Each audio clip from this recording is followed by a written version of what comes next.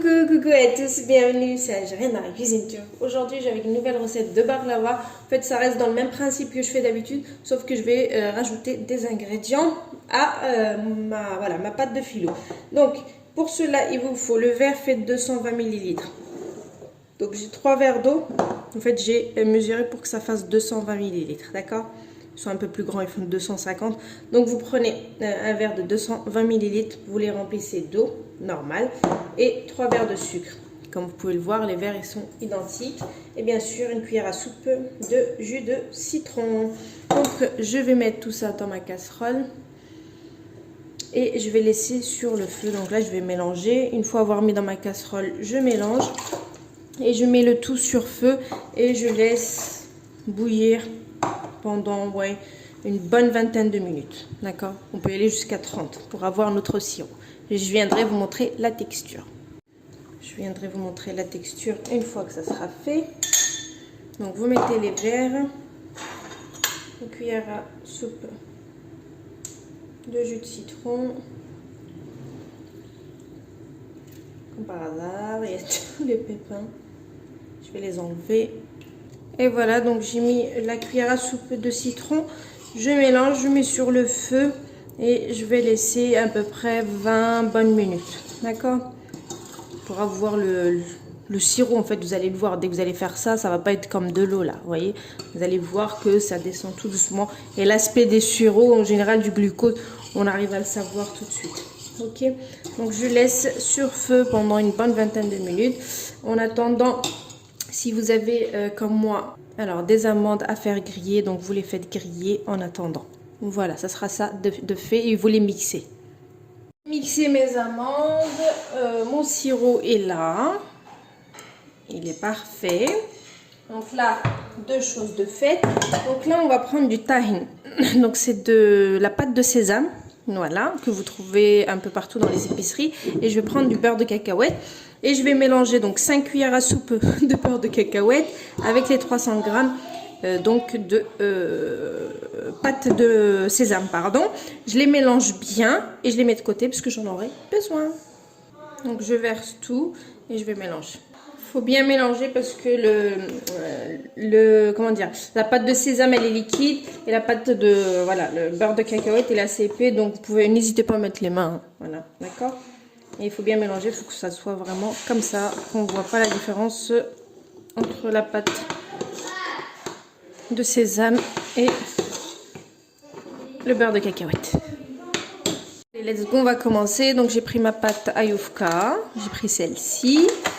Donc j'ai fait fondre 320 grammes de beurre. Donc le beurre, une fois que vous allez le faire fondre, donc ça va faire comme une petite mousse au moment de le faire fondre. Donc cette mousse là blanche, vous l'enlevez entièrement. Il faut laisser que le jaune qui va vous paraître. Donc j'ai pris ma première Yufka. Donc je vais mettre à peu près 2 cuillères à soupe. On prend le pinceau, on essaie d'étaler un petit peu partout sur la feuille. Une fois qu'on a bien badigeonné la première, je vais en mettre 2. Donc en fait on va marcher 2 par 2. Donc on va bien mettre la deuxième sur la première. Pareil, je vais mettre 2 cuillères à peu près à soupe, ou 1,5. On vient badigeonner le tout. Une fois que j'ai bien badigeonné, je vais prendre donc le tahin avec beurre de cacahuète. Je vais en mettre un petit peu au niveau de là.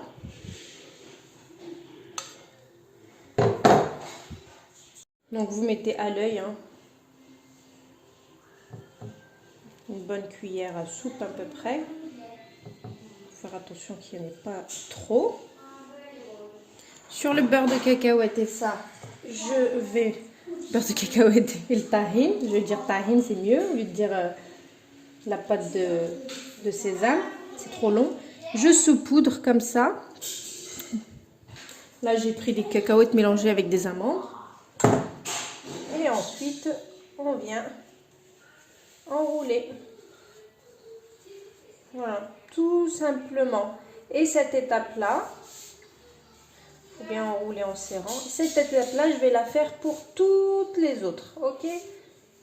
Il va vous falloir 2 paquets de Yufka par contre, parce que vu qu'on double la quantité de Yufka, on en met 2 à chaque fois, donc il va vous en falloir 2 paquets. Ok? Allez. comme vous pouvez le voir, j'ai fini. Je les ai coupés comme ceci. Voilà. Il me restait beaucoup de cacahuètes. C'est pour ça que celles-ci sont grosses, parce que je les ai bien remplies de cacahuètes. Je voulais faire passer les cacahuètes et ce que j'avais concassé. Donc là, il ne me restait pas du beurre, parce que j'avais pratiquement mis la totalité. Donc, je vais faire fondre un petit peu de beurre. Et en même temps, on va étaler le dessus comme ça. Le four, faut qu'il soit bien chauffé à 170. Et on va enfourner ça à peu près une bonne quarantaine de minutes à peu près. D'accord? À surveiller bien sûr. Mais voilà, une quarantaine de minutes, ça devrait être bon. Ok? Une fois que c'est sorti du four, vous laissez toujours... Faut pas que ça soit très très chaud au moment de mettre le sirop, parce qu'on a tendance à faire la connerie. Mais voilà, ça les ramollit après aussi vite. Donc laissez un peu tiédir vos baklava et ensuite vous mettez le sirop qui sera froid. D'accord? Faut qu'il soit tiède. Ok? Allez, à tout à l'heure. Voilà, donc je viens de tout juste de les sortir du four. Donc ça a duré à peu près 43 minutes. Voilà, je les ai laissés 43 minutes. Je vous montre un petit peu. Regardez ce que ça donne. Je tremble parce que je tiens la main. Je sais pas pourquoi, j'étais dans le jardin. Et quand tu fais trop de trucs, alors en même temps, ça suit pas le corps. Bref, ça donne ça. Voilà, donc là en fait j'attends que ça tiédit un petit peu. Donc les gros, ne faites pas attention, hein. C'est pas esthétique, c'est pas instagrammable. Mais voilà, je voulais pas faire du gaspillage, je voulais tout passer les cacahuètes. Donc là j'attends, bon ça fait déjà 5-10 minutes que je les ai sortis du four. J'attends encore un petit peu, ils sont encore un petit peu chauds. En fait il faut vraiment qu'ils soient tièdes. Et puis ensuite je vais mettre donc le sirop que j'avais préparé tout à l'heure. Il est froid. Ah oui. Regardez le sirop, c'est pas comme de l'eau. En fait, il faut que ça vous colle en main quand vous le faites. Voilà, donc j'ai laissé un petit peu tiédir. Donc là, je vais mettre mon sirop. Vous voyez, on l'entend pas. Vous savez, quand ça sort du four, tu l'entends pas le crch. Eh ben, on s'en fout. Le moment que ça soit croustillant après, c'est le principal. Voilà, je mets mon sirop. Donc j'ai mis le sirop, on va attendre que ça absorbe. Une fois que ça aura absorbé, donc je vais saupoudrer de pistache en poudre comme ça, bien par-dessus. Vous, si vous n'avez pas, vous pouvez mettre notamment de la noix de coco, autre. Hein. C'est vraiment, voilà. Si vous n'avez pas, on n'a pas tous de la poudre de pistache, surtout que ça coûte très très cher. Moi, je la ramène de Turquie pour info. Et puis voilà, donc on va attendre que ça absorbe un petit peu. Et ensuite, je viendrai mettre de la poudre de pistache. Et je vous présente tout ça. Voilà, à tout à l'heure.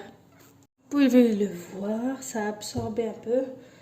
Pratiquement la totalité de ce que j'avais mis. Là, il n'y en a plus. Donc là, je vais saupoudrer de pistache.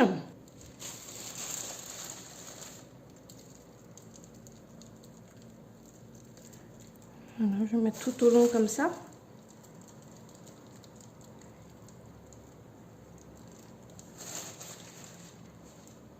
Et voilà, j'ai saupoudré de pistache. Regardez-moi cette beauté. Bon, est-ce que vous allez bien voir? Parce que quand on se rapproche trop, on voit rien du tout là. C'est flou là. Regardez. Voilà les baklawa, ils sont prêts le baklawa. Ou là le baklava c'est pareil. En tout cas je l'ai fait avec du tahine et c'est juste trop trop bon. Regardez-moi cette beauté. Magnifique. Magnifique, tout magnifique. Donc il n'y a plus qu'à déguster. Je vous poste la recette. C'est la première fois que je la fais avec le tahine en recette pour vous. Donc voilà, vous n'avez plus qu'à la tester. En tout cas, elle est juste sublime. Pour celles qui ne connaissent pas le tahine, comme je dis, c'est de la pâte de sésame. La dernière fois, quand je vous faisais les recettes, je la faisais sans. Il y en a même qui la font avec du Nutella. Ce sera la prochaine recette, Inch'Allah.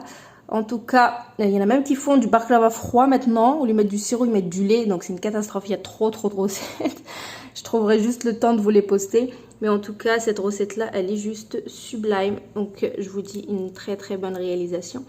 Et à bientôt pour une nouvelle recette. Ciao!